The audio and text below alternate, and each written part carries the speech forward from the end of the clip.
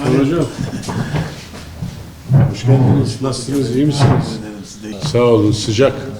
Tabii gündem Türkiye'de yaşanıyor. Diyarbakır'da da bugün epey kalabalık bir programımız var. Değerli basın mensubu arkadaşlarım, şehrimiz için çok anlamlı ve değerli bir organizasyonumuz hakkında sizleri ve sizler vasıtasıyla da kamuoyunu bilgilendirmek maksadıyla bir araya geldik. Evvela hoş geldiniz sizler.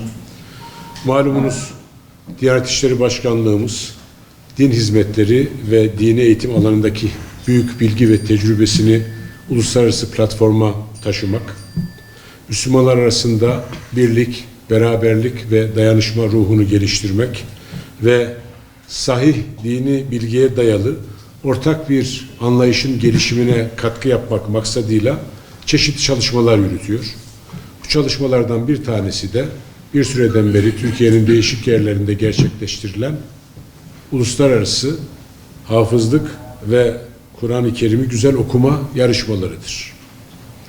Bu kıymetli organizasyon, Kur'an-ı Kerim'e verilen önemin devamlılığına katkı sağlamanın yanı sıra ülkemizin ve şehrimizin İslam dünyasındaki müstesna konumunun pekiştirilmesi, uluslararası alanda tanıtımının artırılması ve bölge ülkeleriyle ilişkilerin geliştirilmesi açısından da önemlidir. Diyanet İşleri Başkanlığımızın ülkemizin kadim şehirlerinde düzenlediği Uluslararası Hafızlık ve Kur'an-ı Kerim Güzel Okuma Yarışması'nın 11.sine inşallah bugün itibariyle şehrimizde Bismillah diyeceğiz. Bunun mutluluğunu ve huzurunu yaşıyoruz. Programın açılışı bugün saat 14.30'da Selahattin Eyyubi Camii Konferans Salonu'nda yapılacak ve yarışmalar 21 Nisan yani bugün itibariyle başlayacak. 26 Nisan'da da inşallah finallerle dereceye giren yarışmacılar tespit edilmiş olacak. Yarışma kapsamında 100'ün üzerinde ülkeye davetiye gönderilmiş. Toplam 134 yarışmacı da başvuruda bulunmuştur. Ancak tasarruf tedbirleri doğrultusunda ön elemeler çevrim içi online şekilde Diyanet İşleri Başkanlığımız tarafından gerçekleştirilmiş ve yarışmacı sayısı da 44'e düşürülmüştür. Diyarbakır'da icra edilecek programa Mısır, Rusya, İran, Tacikistan, Danimarka, Malezya, Yeni Zelanda ve Filistin başta olmak üzere 36 ülkeden toplam 44 yarışmacı katılacaktır. Bu yarışmacıların 12'si Kur'an-ı Kerim'i güzel okuma, geri kalan 32'si de hafızlık kategorisinde yarışacaktır. Ayrıca organizasyon kapsamında 9 jüri üyesi ve 6 organizasyon görevlisiyle birlikte toplam 59 kişinin de ilimize gelmesini bekliyoruz.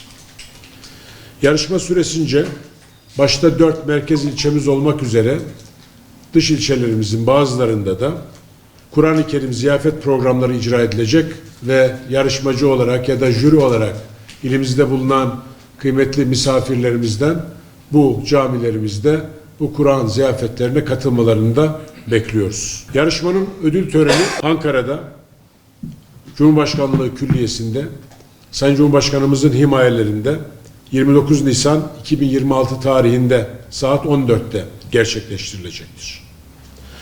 Değerli basın mensupları, malum Kur'an-ı Kerim öyle mukaddes bir kitap ki eline alıp dokunmak, sayfalarını açıp bakmak ibadet, okumak, dinlemek, anlamak, üzerinde düşünmek, tefekkür etmek ibadet ve onu yaşamak şüphesiz en güzel ibadet.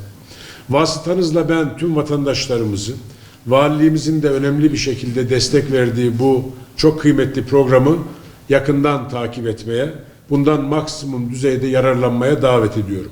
Programımız inşallah şehrimiz için hayırlı uğurlu olsun diyor. Diyanet İşleri Başkanlığımıza, Osman Hocamızın şahsında tüm teşkilatımıza, değerli müftümüze ve emeği geçen herkese de ayrıca teşekkür ediyorum. Sağ olun.